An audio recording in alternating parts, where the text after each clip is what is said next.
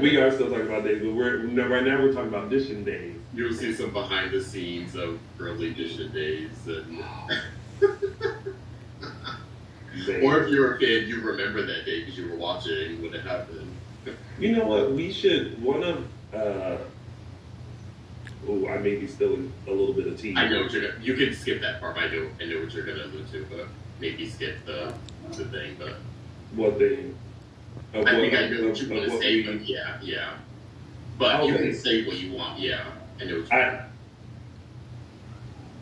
If we do something that we've been talking about, yes, that could be a very that would be fun moment to just for people to just be able to ask us behind the scenes questions and all that kind of stuff. Maybe we could play old clips and or do like a commentary on it of like this is what was happening when this happened. Yeah, never right. They do Edition Days. Those were the days. Right. You know what? May 31st, 2015. Oh gosh. Okay, we have. Oh well, apparently someone has already watched it. They said that's so funny. Why did you storm out? Y'all are quick. Y'all are quick. I will save that for another time. We did have a lot behind the scenes. Possibly soon to come in the new year. That's all we'll say. That's a whole thing. Okay. Anyway, so before we get into tidbits, I just want to make sure you guys remember to follow us on all social media platforms. Make sure you subscribe to our YouTube channel. Also, check us out on your favorite podcast stations. We are Dishing Days on all of those. Also, go buy some merch. We are dishingdays.threadless.com. Get yourself something. And also, he's in the chat room. Show some love to JLJ Media, Mr. James Lott Jr. Go check out his YouTube channel, and his audio drama is available on YouTube and wherever you can find podcasts. All right, so let's get into some tidbits. We have Kyriakis and Constantine. Okay, can I just say this? This is now the third moment that I feel like, who would ever in life do this? The first one was when they just believed Timothy Robichaux with no DNA testing or nothing, and was just like, well, come live with us. Yeah. Totally. I still haven't seen him, yes. Still haven't seen him. It's like, we're cool. The second time I thought this was kind of with Susan. Y'all just believing that it's Susan, but it's Salem. Y'all ain't double checked to make sure it ain't Kristen. Y'all ain't double checked to make sure, it's a mask. Y'all ain't nothing. Now, this man done traveled all the way from Greece with a photo album. And you're just like, you're welcome to stay here. No, I'll be like, well, thank you so much for coming. Yeah. See, I got two theories here. I think one, I'm still on my Xander is the son and not Alex, so part of me thinks that Constantine is going to be like the key to that, or he's going to like spill something that reveals that baby, or they're going to go a different direction and he's going to be like a villain who hated Victor or something and like is on a revenge. I don't know. I think it's going to try to ruin the Kyriakis. It's either one of those, because I think it's a little too soon for the love interest for Maggie. I mean, Victor's barely cold. Yeah, it's like, too soon for that. But I think he has another agenda. If it's going that route, it's too quick. It's as quick as they went with Chad after Abigail was. It's like give them a second. You know what I mean? Don't just throw don't just throw him into another relationship. I think it's more of the latter, Justin. I think it's more of he's doing something, or he's trying something, or I think it's like he's a bad guy. He's doing bad guys. Yeah. Okay. Yeah. See, I think he's using his first like he has a whiteboard probably, and his first or a sheet devil like yes. And first one is getting in Maggie's good graces. Okay. That's like step one. That's his first step. That's what step one, getting in Maggie's good graces, and then maybe infiltrating the family through Maggie. Interesting. Yeah. And then we'll see what happens. Yeah. Let me tell you, the second he walked in, I said, mm-mm. I know you're just like, Mm-mm. Because you could have mailed that photo out. Yeah, exactly. You didn't have to come with it. Nope. Sir, you don't know her, and she don't know you. There are plenty of rooms at the Salem Inn. You can ask any Salem resident who stays there. Listen, I'm gonna grab a photo album, start knocking on mansions, and see if there was a place to stay. I'm just saying that seems very suspicious, and y'all don't do like you are. This is the Kyriakis. Y'all ain't got nobody that can run a background check. Y'all ain't got nobody coming in and being like, Constantine's here. Yeah. They need to call what's his face, the new Maury. What's his name? The Queer Eye. Caramo. Was he a Queer Eye? He was a Queer Eye. Yeah, he was a He's Queer a Eye. Queer Eye guy. No, I'm saying Not the originals. Sorry. I'm saying who they need to call. They need to call Theo. Oh, Theo could do it. Call Theo. Run that background check. Because some ain't, as my grandmother would say, some ain't right in the buttermilk. You showing up with a photo album talking about, look at little Victor.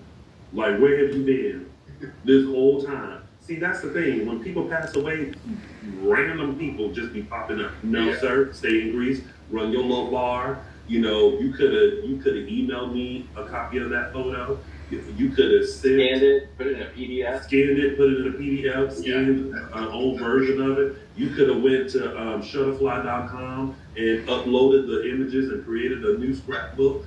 You could have went down. There's got to be a Staples in Greece that can do that. Yep, or you could did that. You could, or a CVS, or a Walgreens, or a Dwayne Reed, or a Rite Aid, something.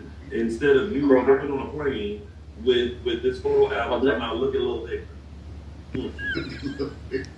I'm hoping he's good. I'm hoping it's the fraternity. He's part of that as opposed to being a bad guy. But it could be interesting. We haven't had a good older bad guy in a minute. Now, granted, he did say, and I don't feel like we really understood why he did stop in Greece and talk to Constantine. Because remember, they had a conversation. Yeah. And he told them about the letters and everything, but it's like, what else did Victor say? What was this conversation like? Okay. Maybe he got instructions from Victor that, shall anything happen to me, this is what you do. You show up at the door with the photo album. Maggie will let you stay, and you just keep an eye on the family. Oh, like he's watching out for them. Dude, or if it's sinister, it could be something like Victor screwed him out of a business deal, or I don't know. Like if we're gonna go that route, I mean, it could go. The fork is there. Yeah. Prong it takes. Exactly. Yeah. Dylan has a good suggestion. Just call Jada. Right. Well, I bet it's something like when they, when they always do the reveal and they're super mad and they've gone like super crazy, and they finally tell why they want vengeance. Yeah. His story will be something like, we were 15 years old, just starting our lemonade stand, and Victor Kyriakis stole every penny that I invested. I was the one that delivered 15,000 newspapers to start our lemonade stand, and he just took it right from under me at 15. He tampered with my juicer. And he took that seed money and started Titan. So Titan. Yeah. So now he's entitled to all of Titan's profits. I know, right? And then once he says that, just have Vivian show up, shoot first and ask questions later. Writes itself. Oh, goodness. Writes itself. Can we talk about? Okay, I'm gonna talk about this first, and then we'll talk about something next. Chad and Abigail. What about him? Yeah. Chad and Steph. You mean Steph? I mean Steph. Oh, I'm sorry. No, that is that a Freudian slip? Yeah. First they picked someone named Abigail to play. I know, yeah. Shout out to Abigail Fine, yeah. Klein. Yeah. Chad and Stephanie, there should be no toss. I'm with Chad. It's too soon. Actually, everything they're doing is too soon. Yeah. But when Stephanie was like, I was a little hurt, I'm like, what you mean that you hurt, honey? Like, his wife didn't even finish the warm welcome in heaven before you was like laying under the duvet. And this would be different if they hadn't, because they had that marriage talk before they moved in. It was like, we're not ready for marriage, but we are ready to take the next step and move in. But they haven't even lived together that long, so it seems rather abrupt for her to kind of feel this way. And they've gone out of their way to show that Stephanie is a very independent, free-thinking, modern woman. So it seems a little strange that she's having these feelings just yet. And the fact that they had Chad mention it in their conversation, like, Abigail died 16 months ago. It was like, oh, damn, it's not even a year and a half. Not even a year and a half. And you are already shacked up with somebody else. Mm-hmm. Let me tell you something. I was talking to somebody for 2 months, and I was devastated for probably a year. Doesn't take long. Mm-mm. There's a connection. Doesn't take long. Yeah. Mm-mm. I'm just saying, broke my heart. I think this is now. I mean, I can see, like, yes, when it's happening, you're like, okay, this doesn't make sense. It's not consistent with the character. All of those things are true. But you can figure out why they're making this pivot with the character. Like, if you're looking at what's happening, you can be like, yeah, I can see why they're doing it and what they're trying to do and probably where it's going to go. Mm-hmm. Which I'm just like, okay, that when you can figure it out that easy. You already figured it out? How interesting this is going to be. Well, I don't want to say it. I don't want to, spoil it. I haven't figured it out. You will. I have faith. Well, thank you. Okay, so now, Teresa. The role of Teresa Jonathan being played by Emily O'Brien. Twice. But before we get into the actual storyline, how do you all feel about Emily O'Brien's portrayal of Teresa?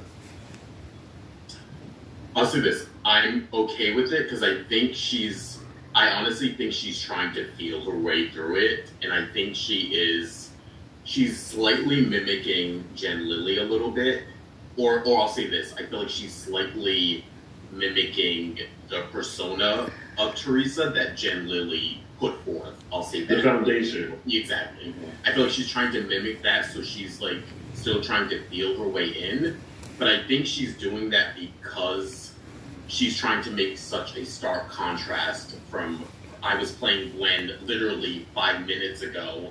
Like usually if they bring her for another 2 minutes. I mean, it could have been, they literally, the way they shoot, they could have been like, okay, go over there, put the wig on, put the dress on, now you're Teresa. Guy. And again, this is actually nothing new for Days, but it is new in the sense that they have someone doing it so soon after their literally the same scene. Yeah, exactly. Yeah. So I feel like she's taking big strides. My hope is that it sort of levels out soon, maybe in the next couple of weeks, and then I feel like we will see Emily O'Brien, her version of Teresa. I feel like we're not getting that yet, but I have faith in Emily. Yeah, I think she's, like, everything you said, I agree with 1,000%. I think she's transitioning the character, basically, from Jen Lilly's character to her own character. And it takes a minute to, because, and like you said, there was no break. Like, when Rob transitioned to Alex, there was, like, a multi-week break from when Ben left and Alex came on. And this was just, you turn around and she's a different character. There's also, and you have to kind of not be distracted by, the wig. You just kind of have to, like, okay, don't focus on the wig, because that will get rectified. Like, it's just, I think it's a temporary thing. They'll either get a better wig, or she'll be able to, like, have her natural hair. Yeah. I think that'll be less distracting for people once that happens. But Emily O'Brien fantastic. Mhm. She is Agreed. and I loved her post on Instagram that I think we all made a Yes, comment on. yeah. Yeah. Just Here's and you know, just classy, just like, you know, like I read that post and I was just like, oh, she's so great, she's so just a beacon of thought that she did such a great job as Teresa. There were times where if I wasn't looking and I was listening to the scene, she sounds like Teresa. Yeah, yeah. for sure. Now, I will say there are moments where I was like, Yeah, the accent comes and goes, yeah. But I feel like she got the essence of Teresa. She got the mannerisms of Teresa. She got that interaction with Brady with Teresa.